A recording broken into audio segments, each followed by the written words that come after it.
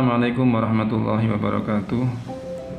Bismillahirrahmanirrahim. Alhamdulillahirrabbilalamin. Perkenalkan, nama saya Muhammad Tainuri, mahasiswa Pasca Sarjana Unibdu Kabupaten Jombang dengan NIM 6121018, yang pada kesempatan kali ini saya akan mempresentasikan mata kuliah statistik, khususnya pada materi uji regresi ordinal. Uji regresi ordinal adalah salah satu metode statistik yang digunakan untuk mencari pengaruh dari satu atau beberapa variabel bebas terhadap satu variabel terikat yang berskala ordinal atau kategori. Jadi hampir sama dengan analisis regresi linear berganda. Hanya yang membedakan adalah skala dari variabel terikatnya. Skala ordinal adalah skala yang dapat menunjukkan tinggi rendah suatu pengukuran, tetapi tidak dapat menunjukkan selisih yang sama atau tidak ada nol mutlak.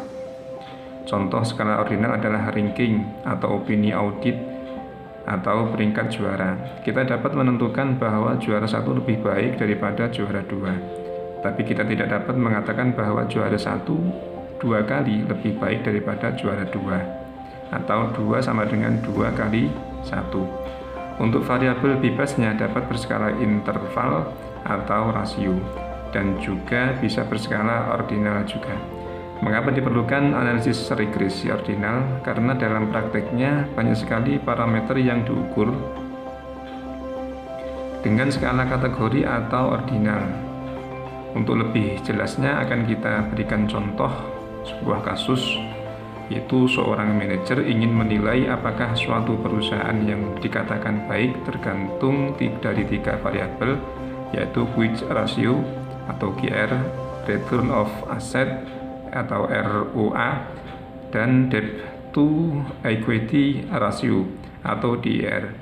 Informasi telah didapatkan bahwa kriteria perusahaan ada 4, yaitu sangat baik atau nomor 4, baik atau nomor 3, tidak baik atau nomor 2, dan sangat tidak baik atau nomor 1. Penting bagi kami sampaikan bahwa ini adalah data fiktif saja, bukan data yang sebenarnya. Dan dari data, sebelum kita masuk ke SPSS, kita harus mempunyai data, yaitu data yang kita kumpulkan. Data fiktifnya itu ada 75 perusahaan dari mulai tahun 2016 sampai dengan tahun 2020. Kita teliti ada 75 perusahaan. GR-nya, RO-nya, ROA-nya, DR-nya, dan OP-nya juga berbeda-beda. Oke, kemudian kita masuk ke program SPSS. Kita langsung mengeklik variabel view. Setelah kita klik variabel view, maka akan kita tulis nomor. Kita tulis nomor di sini, kemudian tahun, kemudian item, kemudian GR, kemudian DER, dan opini. Setelah itu labelnya untuk yang GR kita samakan juga, ROA kita samakan juga, nggak apa-apa, DER kita samakan, kemudian opini kita samakan. Kemudian untuk value-nya, untuk value label ini sudah saya ketikkan ada 3 value. Ada value, yaitu yang pertama nomor 1 sangat tidak baik, nomor 2 tidak baik, nomor 3 baik, dan masih kurang 1. Saya ketikkan nomor 4 sangat baik.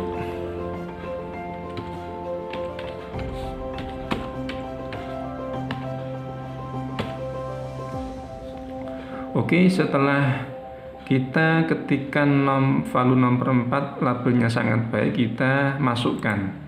Kita klik ADD di situ. Setelah kita klik, kemudian kita OK.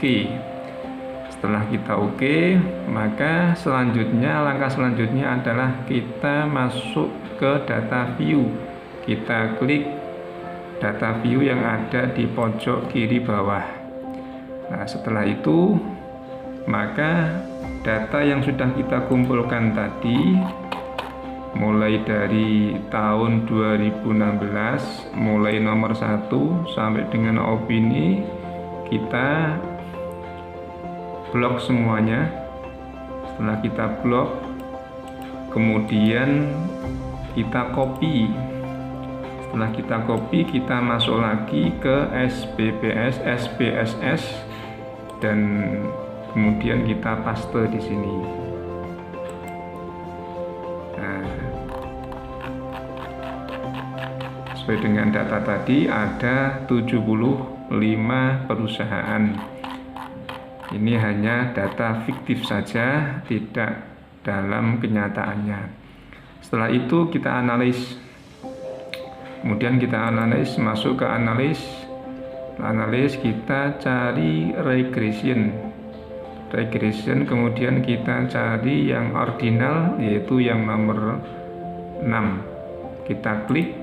Nah, setelah kita klik, yang kita kemudian opini ini kita pindahkan ke dependen. Kemudian QR kita pindahkan ke covered atau is. Kemudian ROA kita pindahkan juga ke covered. Kemudian DER juga kita pindahkan ke covered.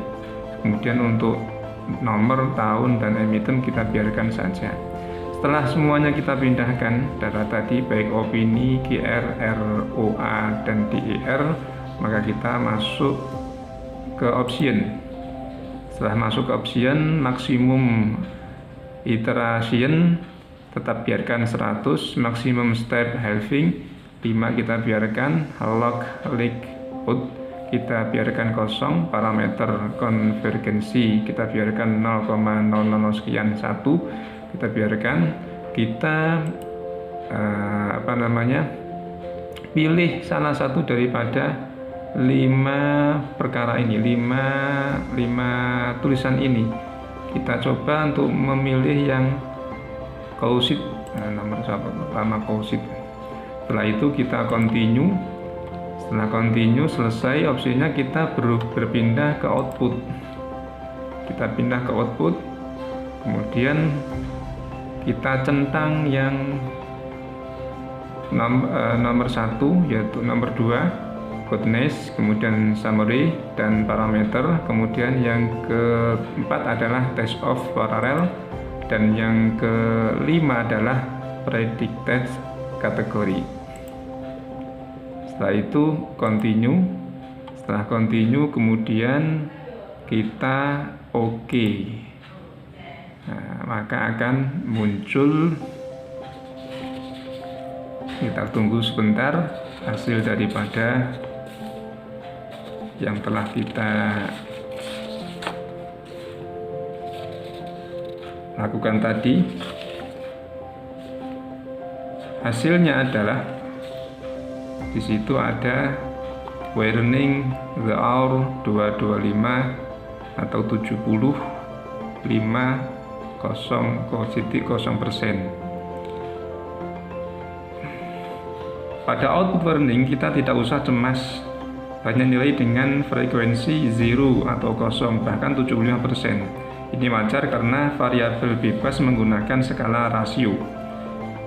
Tentunya tidak semua nilai variabel bebas mempunyai nilai prediksi. Akan tetapi jika variabel bebas juga menggunakan skala ordinal, maka nilai 0 cenderung kecil, bahkan bisa 0. Untuk output model fitting, nilai signifikan adalah 0,00.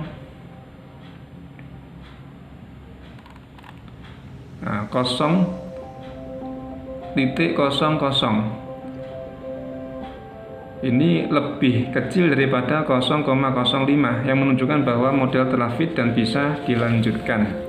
Kemudian untuk output goodness di sini, output goodness fit juga memberikan hasil yang serupa, yaitu signifikansi sebesar 0,49. Itu lebih kecil daripada 0,05 yang berarti model yang kita bangun adalah fit. Kemudian untuk PSEUDU R-square itu outputnya adalah bahwa regresi ordinal juga mengeluarkan output R-square. Tabel di atas memberikan 3 nilai R-square berdasarkan 3 metode yang berbeda. Kita dapat menggunakan salah satu saja dan kita pilih Naegel-Gerute yang nilainya adalah 0,333 atau 33,3%. Kemampuan variabel bebas dan menjelaskan varians variabel berikutnya. Kemudian untuk output parameter estimates dapat digunakan untuk menguji hipotesis atau melihat variabel mana yang berpengaruh signifikan terhadap variabel berikutnya. Tampak bahwa DER tidak signifikan. DER tidak sama sekali tidak signifikan dalam mempengaruhi variabel terikat.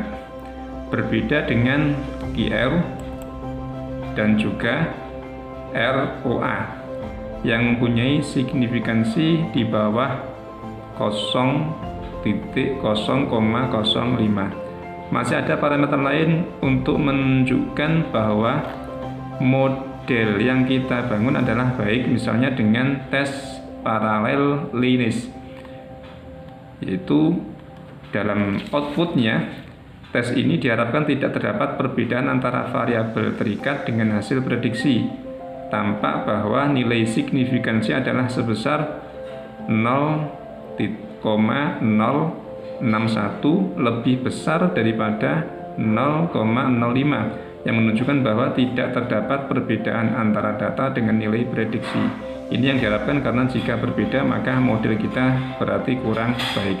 Demikian yang dapat saya presentasikan untuk statistik dengan materi uji regresi ordinal dengan contoh kasus sampel perusahaan yang jumlahnya adalah 75 perusahaan secara fiktif. Demikian yang dapat saya sampaikan. Wassalamualaikum warahmatullahi wabarakatuh.